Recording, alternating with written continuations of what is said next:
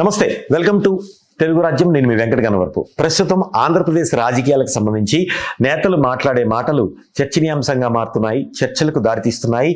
ముఖ్యంగా నిన్న ఒక మీడియా సంస్థ నిర్వహించిన కాంక్లేవ్లో వైసీపీ నాయకుడు, వైసీపీ ఆ రాష్ట్ర కోఆర్డినేటర్ సజ్జల రామకృష్ణారెడ్డి మాటలు చర్చనీయాంశంగా మారాయి. ఎప్పుడైతే గత ఎన్నికల్లో వైసీపీ అధికారంలో ఉన్నప్పుడు 3 రాజధానులు అన్న సిద్ధాంతం తెర మీదకి తెచ్చిందనేది ప్రజలందరికీ తెలిసిన విషయమే. కానీ ఇప్పుడు రాజధాని అమరావతికి తాము వ్యతిరేకం కాదనేది సజ్జల అభిప్రాయపడ్డారు ఆ కాంక్లేవ్లో. సో ఆ కార్యక్రమంలో ఆయన చెప్పిన మాటలకి ఇప్పుడు రాజకీయంగా దుమారం రేపుతున్నాయి. దీని మీద మున్సిపల్ మంత్రి స్పందించారు, నారాయణ. సో ఎప్పుడైతే ఒక రాష్ట్ర అధినాయకత్వం దాన్ని తోసిపుచ్చదు, ఆ రాష్ట్రంలో సీనియర్ నాయకుడు, ఆ పార్టీలో ఉన్న సీనియర్ నాయకుడు మాట్లాడితే అధినాయకత్వం తోసిపుచ్చదు, తాను ఏది మాట్లాడినా తప్పులుంటే సరిచేస్తుంది. కానీ తన నాయకత్వము, ముఖ్యమంత్రి కావచ్చు లేకపోతే పార్టీ అధిష్టానము, ముఖ్యమంత్రి ఒకళ్ళే కాబట్టి చంద్రబాబు నాయుడు సరిచేస్తుంది. కానీ తాను చెప్పిన, నారాయణ ఏదైనా స్టేట్మెంట్ ఇస్తే చంద్రబాబు దానికి అనుకూలంగానే మాట్లాడతారు, తాను చెప్పిన దానిగానే భావిస్తారు. ఇప్పుడు సజ్జల చెప్పాడంటే ఖచ్చితంగా జగన్ అభిప్రాయంగానే భావిస్తారు కదా. కానీ ఇది ఇప్పుడు ఎందుకు అనుకూలంగా అంటున్నారు, వ్యతిరేకం ఎందుకు అనట్లేదు అంటే ఓడిపోయారు కాబట్టి ఓట్ల రాజకీయం కోసమే ఇప్పుడు సజ్జలతో 4 గోడల మధ్య ఉండి జగన్ ఆ మాట అనిపిస్తున్నారనేది నారాయణ భావన. 2014లో ఎప్పుడైతే రాష్ట్రం విభజన చెందిన తర్వాత 15లో అప్పుడు అక్కడ రాజధాని నిర్మించుకోవాలని అప్పుడున్న టీడీపీ ప్రభుత్వం తలపెట్టింది. రాజధాని కావాలంటే మొత్తం రాష్ట్రానికి ఒక కేంద్ర బిందువుగా లాంటి కావాలంటే అటు ఇచ్చాపురం నుంచి చూసుకున్నా, ఇటుపక్క చూసుకుని విశాఖపట్నం నుంచి చూసుకున్నా కేంద్ర బిందువు లాంటిది మనకు వచ్చేసేసి అమరావతి ప్రాంతం.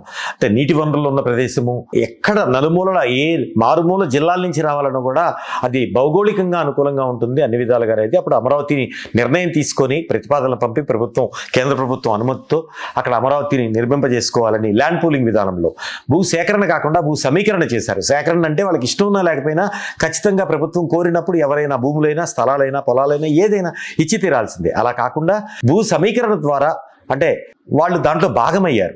కొంత షేరింగ్ విధానంలో ప్రభుత్వం సమీకరిస్తుంది రాజధాని నిర్మాణం కోసం.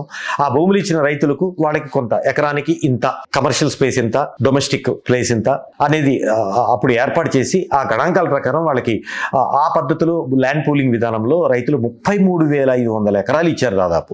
ఇచ్చిన తర్వాత మళ్ళీ 2019లో వైసీపీ ప్రభుత్వం వచ్చిన తర్వాత ఈ భూములు కొంత ఇళ్ల స్థలాలకు, ఇళ్ల పట్టాలకు కేటాయించే ప్రయత్నం అయితే జరిగింది. అది కొంత న్యాయస్థానంలో ఉన్నది.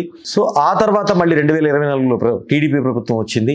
ఈ మధ్య కాలంలో 19 నుంచి 24 మధ్య కాలంలో వైసీపీ ప్రభుత్వం ఏదైతే అమరావతి అంశాన్ని పక్కన పెట్టి 3 రాజధానుల అంశం తెర మీదకి తెచ్చిందో అక్కడున్న రైతులు, ల్యాండ్ పూలింగ్ విధానంలో ఇచ్చిన రైతులు అమరావతి నుంచి అనేక రోజులుగా 100 రోజులు దీక్ష చేశారు. ఆ తర్వాత దేవస్థానం, తిరుమల తిరుపతి దేవస్థానం నుంచి న్యాయస్థానం, అమరావతి నుంచి తిరుమల కాలినడకన వెళ్ళి తిరుమల నుంచి అంటే వాళ్ళు ర్యాలీగా వెళ్ళారు అమరావతి రైతులు మొత్తం. మళ్ళీ తిరుమల నుంచి హైకోర్టు వరకు వచ్చారు.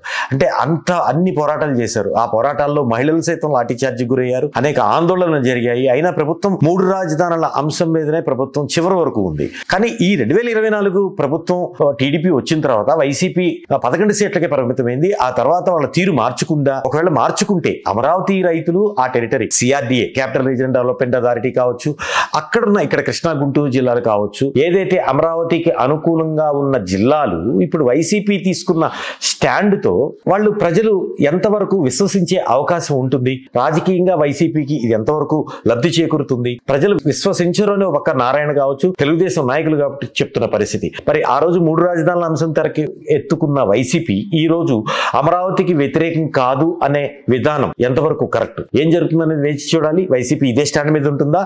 నారాయణ అంటున్నట్లు ఓట్ల కోసమే వైసీపీ ఈ స్టాండ్ తీసుకుందా, లేదా పునరాలోచిస్తుందా? డీసెంట్రలైజ్డ్ పాలిటిక్స్ అంటే పరిపాలన అనేది కేంద్రీకృతం కాకుండా అన్ని జిల్లాల నుంచి జరగాలి, అంటే సమంగా ఉండాలి అనేది ఇప్పుడు వైసీపీ చెప్తున్నమాట. సో అప్పుడు అందుకోసమే ఆ నిర్ణయం అన్నాం. కానీ మేము అమరావతి రాజధానికి వ్యతిరేకం కాదు అని చెప్తున్న పరిస్థితి. ప్రజలు ఎలా విశ్వసిస్తారు, ఏం జరుగుతుందనేది వేచి చూద్దాం. Thank you. హలో, తెలుగు రాజ్యం ఛానల్ చూస్తున్నారా?